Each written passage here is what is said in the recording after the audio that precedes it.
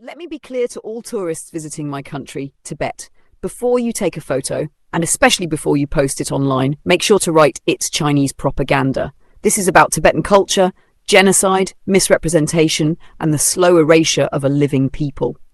When fake clothes are normalized, our authentic identity is weakened. When non-Tibetans dress as Tibetans, actual Tibetans lose cultural space. These costumes confuse the world.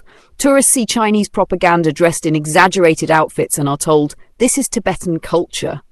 But it is not. It is a performance built on lies, a colourful illusion designed to hide the real Tibet, the real people, and the real stories. In many tourist zones across Tibet, Shigatse, Namtso Lake, Norbolinka, Bark Horse Street, Jokung Temple, Potala Palace, Yamdrok Lake, Nyingtree, you will see fake Tibetan clothes, artificial jewellery, plastic prayer wheels, costume-style fur robes. These clothes are not authentic to any Tibetan region. Most are made with synthetic materials or altered designs that distort our culture. The purpose is clear: attract tourists with false narratives, create photo opportunities to spread propaganda. They act like government officials, actively erasing our identity and destroying Tibetan culture in our own homeland. Over time, this leads to a widespread misrepresentation of Tibetan identity in media and tourism.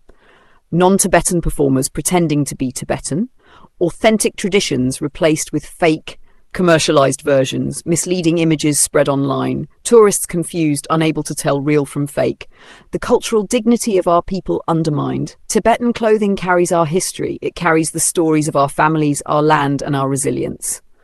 Every stitch in a tuba, every pattern in our regional designs comes from generations of knowledge. To replace that with synthetic imitations is to erase the truth of who we are. Save the Tibetan tuba.